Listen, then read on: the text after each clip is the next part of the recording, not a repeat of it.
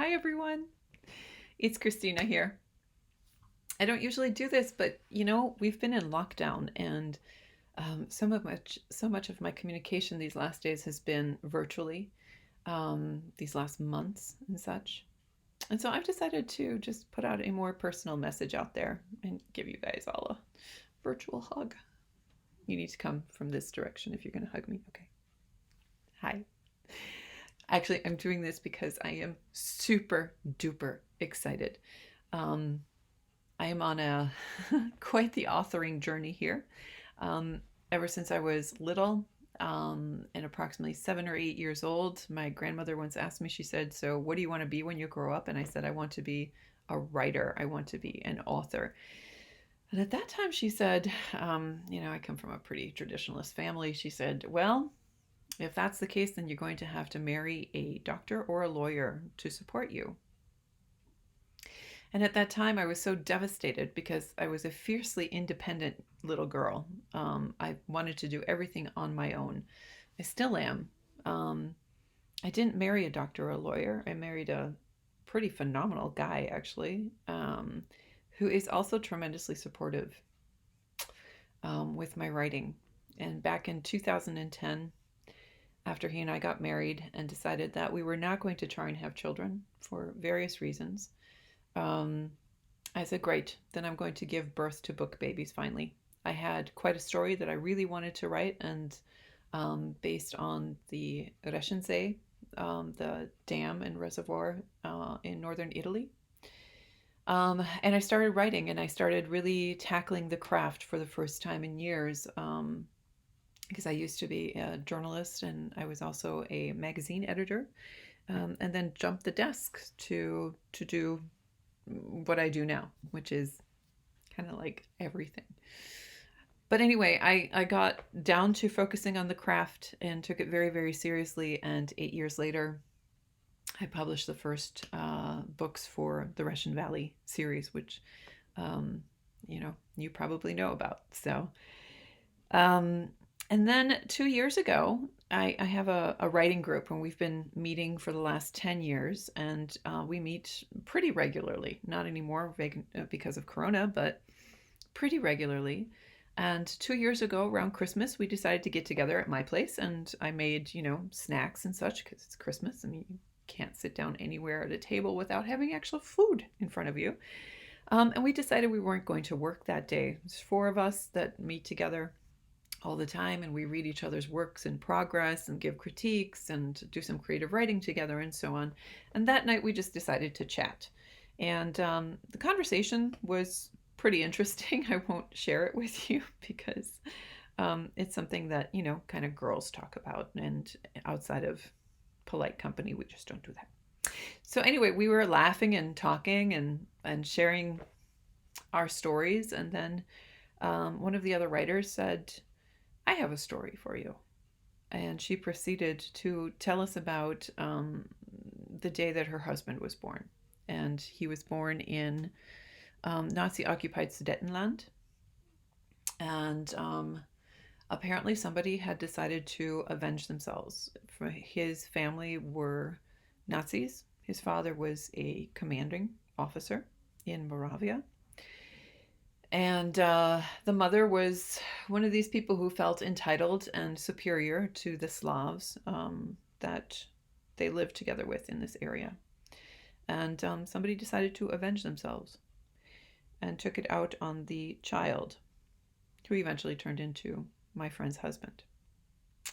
So that story made me drop my jaw. I was shocked by the events. And the first thing I asked was, could I please, like, literally possess that story? Can I have that story? Because I want to explore the side of the people who made that, who did that act, or conducted that act. And she said, "Yeah, go ahead. You're the historical fiction writer here. Go for it." So I did. And 2 months later, I wrote a short story about it. And I used that act as the climax of the story. And in a short story, you can end on a climax. So it kind of leaves the reader to decide for themselves what happens afterwards. You can't do that with a novel, though. And after I was done writing the short story, I thought to myself, this piece is going to be a game changer for me. Um, the characters were so tangible, they were so real, and I already thought instead of doing a short story, I might end up writing a novella um, of this incident. And I put it aside and decided, okay, we'll see what happens. And the idea was to just kind of write a magnet, kind of offering my readers a short story for free so that they could kind of see my style and then maybe be interested in my other books, and also to kind of collect short story awards. The problem was is that it was way over the word limit for every single contest that I could even consider. So it kind of sat there and stagnated while I continued working on the series that I was working on. And then I got a call from one of my colleagues who said, look, we're going to put a collection together for the celebration of the end of World War II. Would you be interested in submitting something to this collection? And I thought, yes. And she said, it's all going to be novellas, so a novella, just so that you're clear, it's approximately 10,000 to 40,000 words is a novella. And at that time, I already had 10,000 words. So I thought, yeah, I could add, 3,000 words more and start expanding those relationships and the story and so on. But what ended up happening is I had to take the story, which started in 1938, and I had to take it to the end of the war for the purposes of this collection, because it was about V-Day and VE Day and the end, the liberation time. So all of a sudden I had a whole nother section of book to write. And Magdalena Novak, who is my protagonist in the story, has to continue her story. Like, what happens after she commits this act? Well, she gets into big trouble. That's the first thing. So now she's on the run. And I had to put her through the entire war. So the story starts in 1938 and it ended in 1945. And suddenly I had a book, like a huge novel. But because I was limited to the number of words that I could submit for this collection, and this book was huge. Hold on one second, I'll show you how big it is. Oh, it's right down here. I'm using it as my table. So this was the size of the collection here. Do you see that? I actually use these as my yoga blocks at home because, everything's online these days. So, yeah, I did it. I wrote it, but again, I didn't feel like I had enough room now with all the additions to what happens to Magdalena, that I didn't have the room to really have these characters grow, to have them, have this slow burn in the romance and the more retrospective aspects. But the tension was there, the pace was there, the story was there, the core of the story was there. Yeah, and I handed that in, and it got published in May. But in the meantime, I was in London in March for not for the London Book Fair, because that was canceled. It was shortly right before we went into lockdown all over the place. And I was in London for a indie publishing conference, and there was a panel of publishers on stage who were talking about what's going on in the publishing industry, especially in digital publishing and such. And a lot of my historical fiction colleagues spoke up during this panel discussion and were saying how impressed they were with some of the companies that they had been working with, and how unique they are in that they are super author friendly, are very supportive of hybrid authors. This is a new term, I guess, for many readers as well. You're either an independently published author, or you could be published traditionally also through an independent publisher, which means not one of the big five, in America anyway.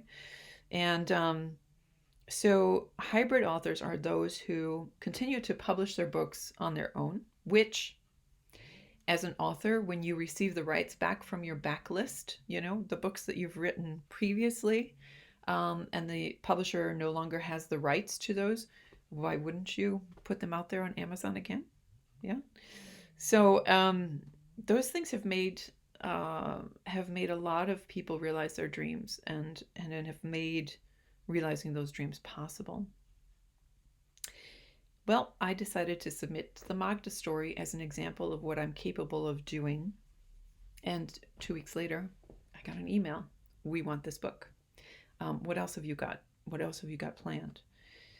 And I didn't take it seriously at first. I thought, okay, I've been trying this for, oh my God, 20 years now for somebody to finally give me the opportunity.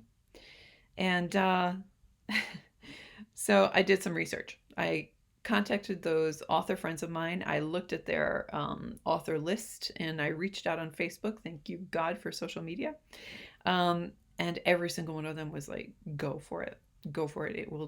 It's going to change your life. So I signed a contract and I got to work on Magda to allow her to be who she should have been from the very beginning. But, it's been a cool journey anyway. I mean, discovering all of this stuff about my characters has been really, really fun. And that's what I'm here about today, because it's done. The book is live. I'm doing a cover reveal, and Bookouture has really picked me up out of the sea, helped me into the boat, gave me an oar, took up the oars themselves. It is a phenomenal team, and I am really, really delighted with what they have done, with the cover for it, with the blurb, and the potential that this book has to finally land in the hands of readers that are way out of my reach, because I don't have the capacity or the knowledge on how to reach them digitally. And that is why I'm delighted to have a phenomenal marketing team, publicity team, an editor who really, really, really cares about making sure that my voice is authentic, and who gets it. That's really, really important as well, is working with an editor who gets it. And it's been a fantastic experience. So here it is. This is the cover reveal. I really hope you enjoy it. If you've read Magda's Mark and you loved it, you're going to be blown away by this one, I guarantee. It's one of my best yet. Thanks for listening. Talk to you later. Bye. And happy holidays.